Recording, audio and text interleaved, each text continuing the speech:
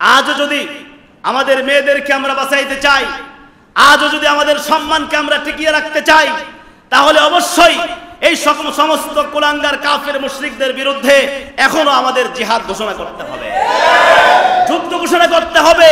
যুদ্ধ করতে করতে মরতে হবে। যদি বাঁচি তাহলে যুদ্ধ করতে করতে বাঁচবো, আর যদি মরে যাই যুদ্ধ করতে করতে মরবো।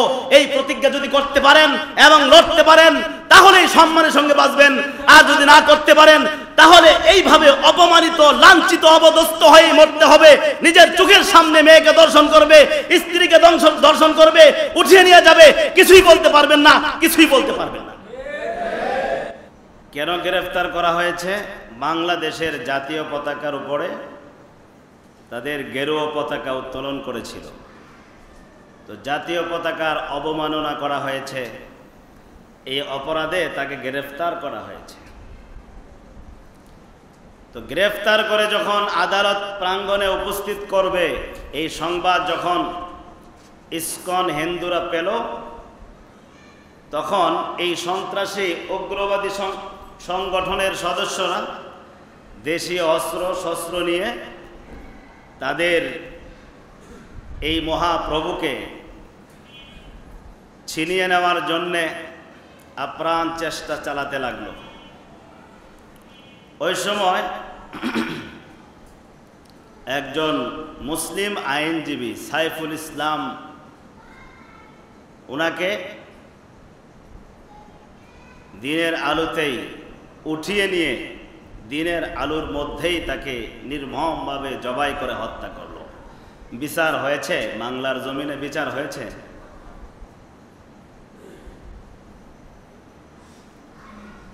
হাজার হাজার মুসলিম তরুণীকে তারা উঠিয়ে বিভিন্ন জায়গায় তারা আস্তানা গেড়েছে। ওই জায়গায় নিয়ে দর্শন করে তাদেরকে হত্যা করে, গুম করে ভারতে পাচার করে। এইভাবে জুলুম নির্যাতন চালিয়ে যাচ্ছে একের পর এক মুসলিম সম্প্রদায়ের উপর। কিন্তু মুসলমানরা কি করছেন? আপনারা ঘুমিয়ে তো আছেন। আমরা তো ভেবে আছি যে আমার মেয়েকে তো আর উঠাই নেয় নাই। আমরা তো মনে করে বসে আছি যে আমার সন্তানকে তো আর উঠিয়ে নেয় নাই। অমুকের মেয়েকে ধর্ষণ করেছে তো আমার কি হয়েছে, অমুকের মেয়েকে উঠিয়ে নিয়ে গেছে তো আমার কি হয়েছে। অপেক্ষা করেন, বেশি দিন বাকি নেই। যে ক্ষমতা তাদেরকে দিয়েছেন, আর রাজনীতিবিদ যারা আছেন, রাজনীতি করেন, তারা তো এই 7.5% হিন্দুদের ভোট নেওয়ার জন্যে ইমানকেও বিক্রি করে দিতেছেন, ইমানকেও জলাঞ্জলি দিতেছেন, মূর্তির সামনে গিয়ে মাথা ঝোঁকাচ্ছেন, আল্লাহর শুকরিয়া আদায় করতেছেন। এই 7.5% ভোট নেওয়ার জন্যে অপেক্ষা করেন। চোখের সামনে এমন এক সময়েরও হয়তোবা অপেক্ষা করছে যে চোখের সামনে নিজের মেয়েকেও উঠিয়ে নিয়ে যাইতে পারে। ওই সময় আসার মনে হয় বেশি দিন বাকি নাই। চতুর্দিকে একটু তাকিয়ে দেখেন না, কতটুকু অসহায়ত্বের মধ্যে বসবাস করতেছেন, তাকিয়ে দেখেন না। সম্প্রতি কিছুদিন আগে সংগঠিত হলো এই গাজীপুর কালিয়াকর ওই এলাকায় এক মাদ্রাসা ছাত্রী 13 বছরের এক তরুণীকে উঠিয়ে 3 জন হিন্দু মিলে এই মেয়েকে 3 দিন লাগাতার ধর্ষণ করল। যাদের কাছে নিরাপত্তা চান তারাই তো তাদেরকে নিরপরাধ হিসেবে উপস্থাপন করার জন্য মরিয়া উঠেছে। বিচার চান কার কাছে? অপরাধীকে নিরপরাধ বানানোর জন্য যদি দায়িত্বশীলরাই যদি প্রচেষ্টা চালায়, তাহলে বিচার হবে কোন জায়গায়? বলেন, বিচার কোন জায়গায় হবে? 2 মাস হয়ে যাইতেছে, কোনো বিচার তো নেই। হাসপাতালের বেডে জীবন নিয়ে কাতরাচ্ছে সেই তরুণী। আর এই ঘটনার জের কাটতে না কাটতেই সেটাকে নিন্দা করে প্রতিবাদ জানালেন টঙ্গীর TNT মসজিদের খতিব মহিবুল্লাহ মিয়াজি সাহেব। উনি সেই ঘটনাকে কেন্দ্র করে ইসকনের বিরুদ্ধে, ইসকন হিন্দুদের বিরুদ্ধে তিনি একটা সচেতনতামূলক বক্তব্য প্রদান করলেন মসজিদের মুসল্লিদেরকে সচেতন করার জন্য।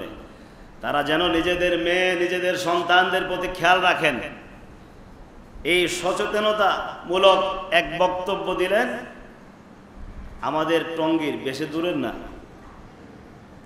টঙ্গীর TNT মসজিদের সম্মানিত খতিব মুফতি মহিবুল্লাহ মিয়াজি সাহেব।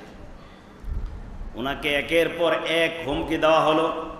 মিডিয়ার মধ্যে তো এটা ব্যাপকভাবে প্রচারিত হয়েছে, আপনারা সকলেই জানার কথা।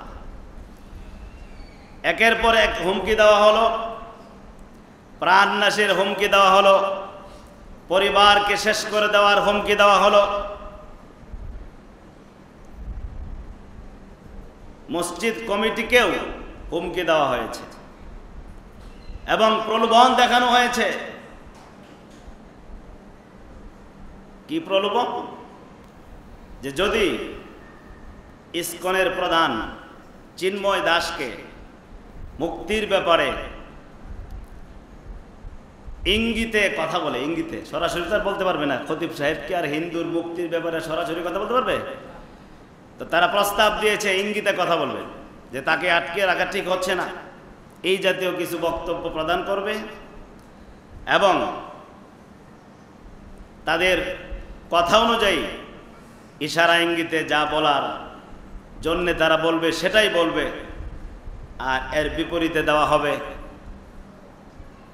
সাধারণ সম্পাদক সহ আরেকজন এবং খতিব সাহেবকে 1 লক্ষ করে রুপি, এই জাতীয় কিছু একটা অফারও করা হয়েছে।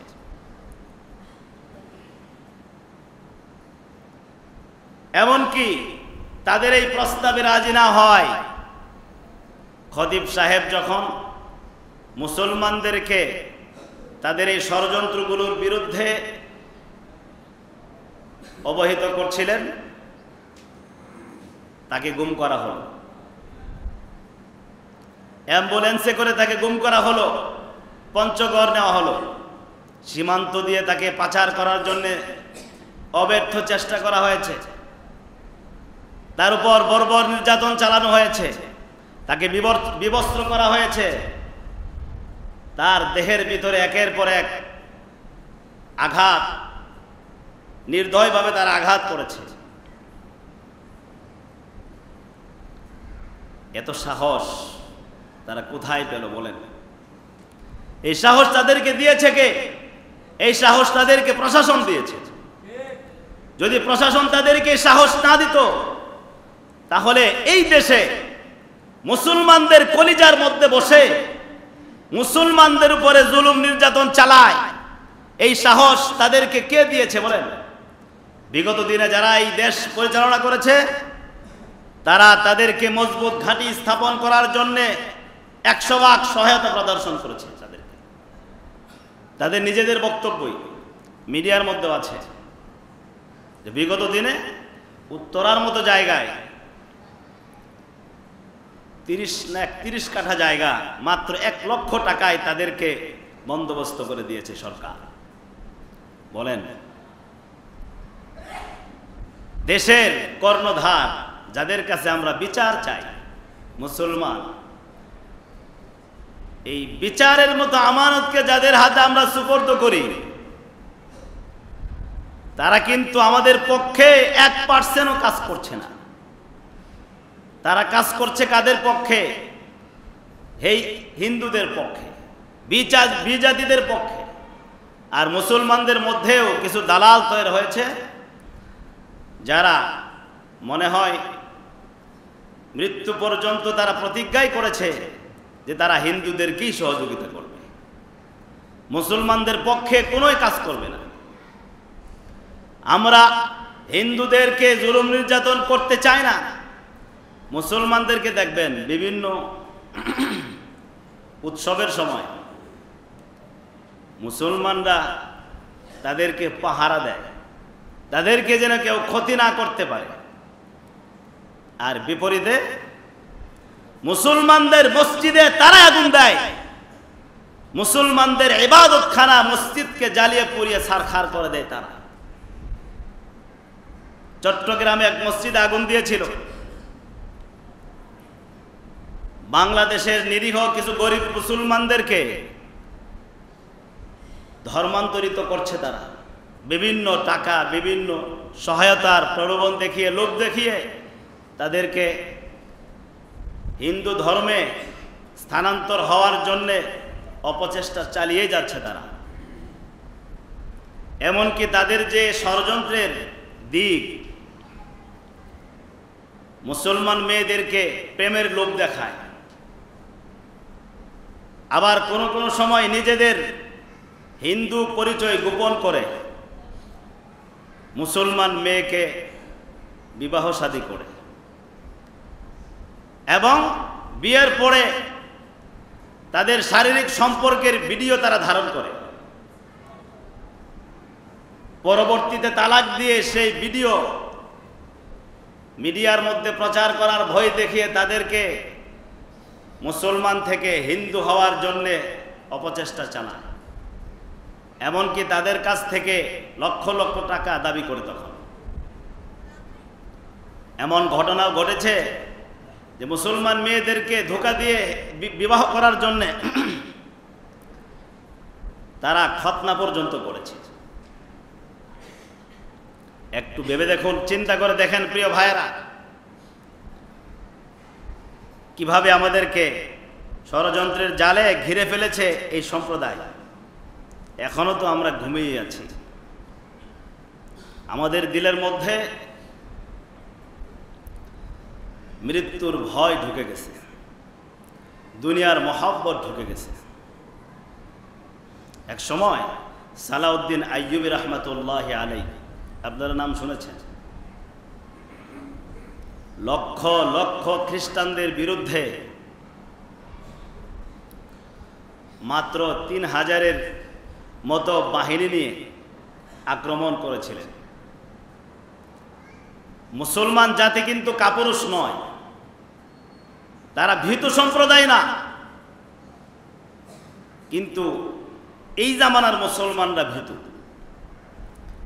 এই জামানার মুসলমানরা কাপুরুষ। তারা নিজেদের ঘরে ঘুমিয়ে থাকাকে ভালোবাসে,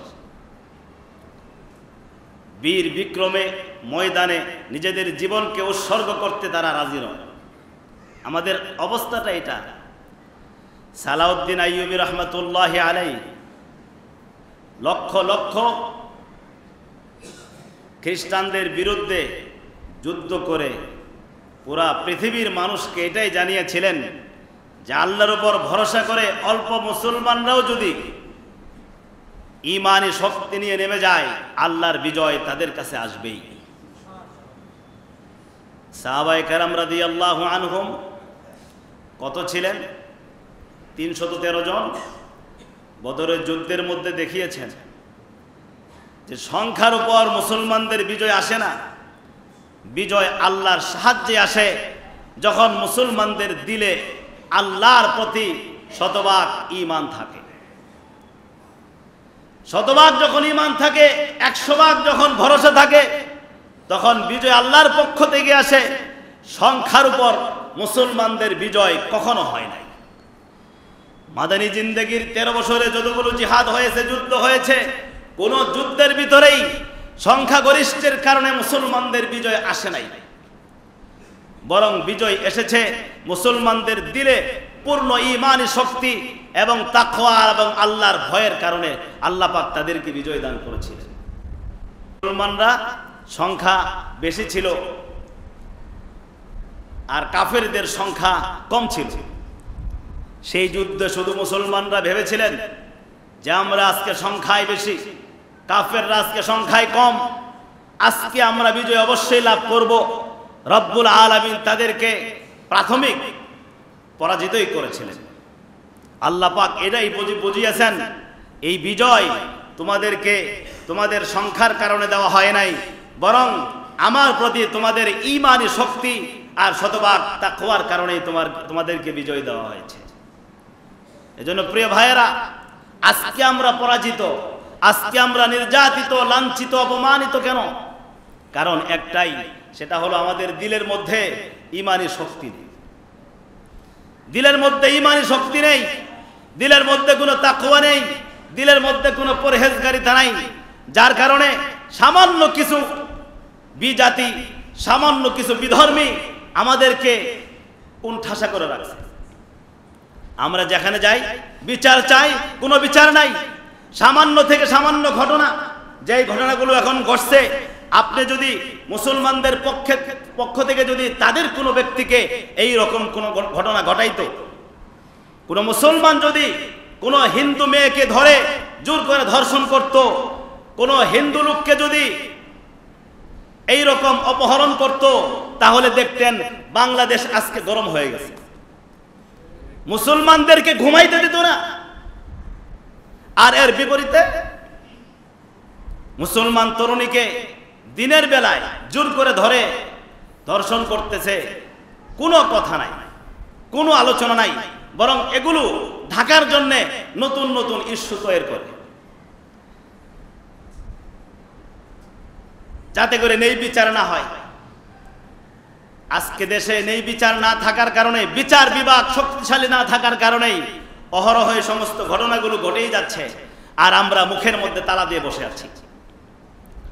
সবার মুখের মধ্যে তালা দেওয়া, মুখ আর খুলবে না, মৃত্যু পর্যন্ত মনে হয় আর মুখ আমরা খুলতে পারবো না। এই যদি হয় অবস্থা, তাহলে দুনিয়ার মধ্যে বেঁচে থাকে আর কি লাভ? নবী সাল্লাল্লাহু আলাইহি ওয়াসাল্লাম দুনিয়ার মধ্যে যখন বেঁচে ছিলেন, তখনই আমাদের মতো মুসলমানদের হালত নবী সাল্লাল্লাহু আলাইহি ওয়াসাল্লাম প্রায় 1450 বছর আগেই বলে গেছেন। আমরা যে তালের মুসলমান, আমাদের ইমানি শক্তির যে অবস্থা, আমাদের মতো এই সমস্ত নামখুর মুসলমানের কথা নবী সাল্লাল্লাহু আলাইহি ওয়াসাল্লাম আগেই বলে গেছেন। নবী সাল্লাল্লাহু আলাইহি ওয়াসাল্লাম হাদিসের মধ্যে বলছেন, ইউশিকুল উমামু আন তাদা আলাইকুম, এমন একটা সময় আসবে বিজাতিরা তোমাদেরকে ধ্বংস করার জন্য তোমাদের বিরুদ্ধে ঐক্যবদ্ধ হয়ে যাবে, তোমাদেরকে শেষ করার জন্য তারা একমত হয়ে যাবে।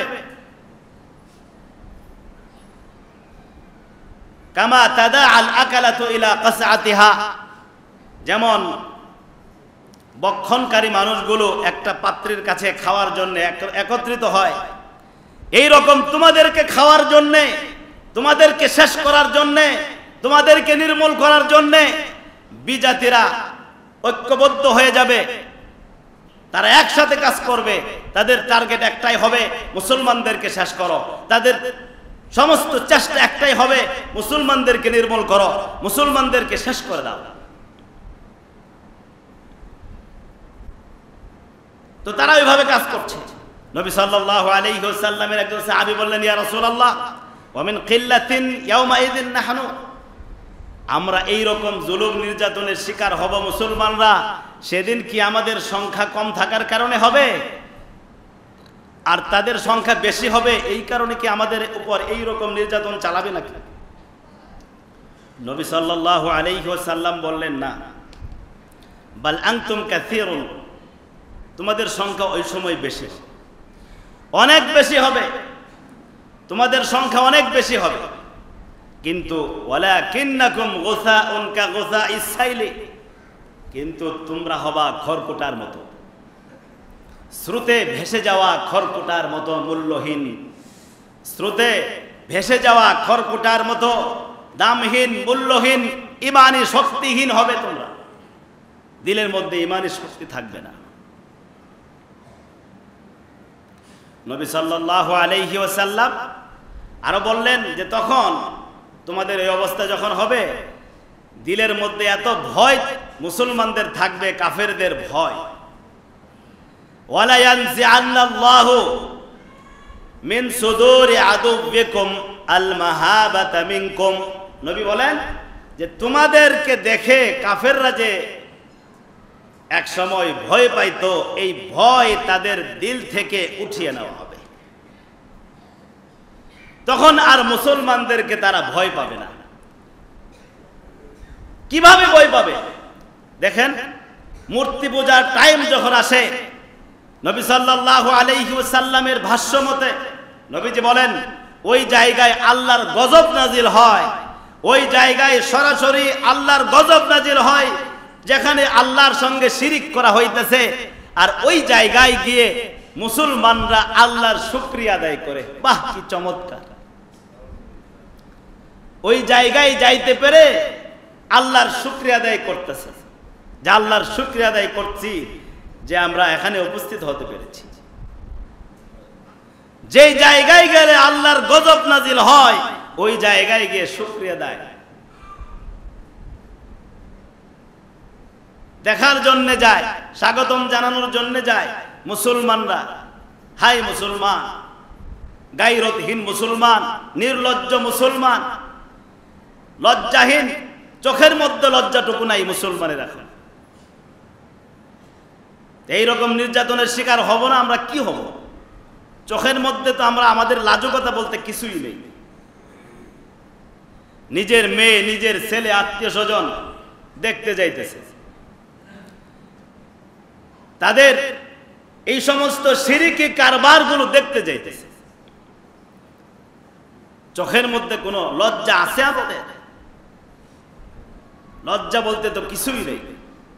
তো তারা পিটনা দিবে না, দিবে কে? তারা শক্তিশালী হবে না, হবে কে? তারা আমাদেরকে কিভাবে ভয় পাবে? অল্প সামান্য কিছু হিন্দু, ওদেরকে আমরা তুষামুদি করতেছি, ওদেরকে তেল মারতেছি, যে ওদেরকে ছাড়া আমরা ক্ষমতায়ও যাইতে পারবো না, ওদেরকে ছাড়া আমরা কিচ্ছু করতে পারবো না। তো তারা আমাদের উপর নির্যাতন করবে না, অন্যরা করবে? নবী সাল্লাল্লাহু আলাইহি ওয়াসাল্লাম বলেন, ওয়ালা ইয়াকযিফান্নাল্লাহু ফি কুলুবিকুমুল, আল্লাহ পাক তোমাদের দিলের ভিতরে তখন তাদের ভয় ঢোকাই দিবেন, তাদের ভয়। ফি কুলুবিকুমুল ওয়াহনা, ভয় ঢোকাই দিবেন আল্লাহ পাক তোমাদের দিলের মধ্যে। দেখেন, মুসলমানরা কোনো কথা বলতে পারে? এখন পারতেছে কোনো কথা বলতে? ভয়, কি যেন আমাদেরকে করে ফেলবে, আমাদেরকে মেরে ফেলবে, আমাদেরকে শেষ করে ফেলবে, ভয়। এক সাহাবী জিজ্ঞাসা করলেন, ইয়া রাসূলুল্লাহ, ওয়ামাল ওয়াহনু, ওহন কি? নবী সাল্লাল্লাহু আলাইহি ওয়াসাল্লাম বললেন, হুব্বুদ দুনিয়া ওয়া কারাহিয়াতুল মাউত, হুব্বুদ দুনিয়া ওয়া কারাহিয়াতুল মাউত, দুনিয়ার ভালোবাসা আর মৃত্যুকে পছন্দ করা। মরতে চায় না কেউ, মরতে চায় না। যে আল্লাহর জন্য যদি আমি লড়তে যাই, মৃত্যু হয়ে যাইতে পারে, তো মরতে চায় না। মৃত্যুর ভয় আমাদের দিলে ঢুকে গেছে। দুনিয়ার মহব্বত, দুনিয়ায় বেঁচে থাকবো, চিরদিন বেঁচে থাকার আকাঙ্ক্ষা দিলের মধ্যে বাসা বেঁধে ফেলেছে, যার কারণে আজকে আমাদের এই গতি। আর মুসলমানদের মধ্যেও এই যে দালাল এক চক্র, যারা ঘরের মধ্যে বসে বসে ইসলামকে তো ভালোবাসেই না, বাবে মুসলমান ছিল, দাদাই মুসলমান ছিল, ওই সূত্র ধরে নামে মুসলমান, আর বসে বসে মুসলমানদের বিপক্ষে কথা বলে। প্রিয় ভাইয়েরা, নবী সাল্লাল্লাহু আলাইহি ওয়াসাল্লাম যখন দুনিয়ার মধ্যে ছিলেন, মদিনায় বনু কায়নুকা গোত্রের, বনু কায়নুকা ছিল ইহুদিদের একটা গোত্র। এই গোত্রের এক লোকের মাধ্যমে এক মুসলিম তরুণী, মুসলমান মেয়ে, সে জুলুম নির্যাতনের শিকার হয়েছিল। আরেক মুসলমান এটা বাধা দেওয়ার জন্য গিয়েছিল, তাকেও তারা হত্যা করেছিল।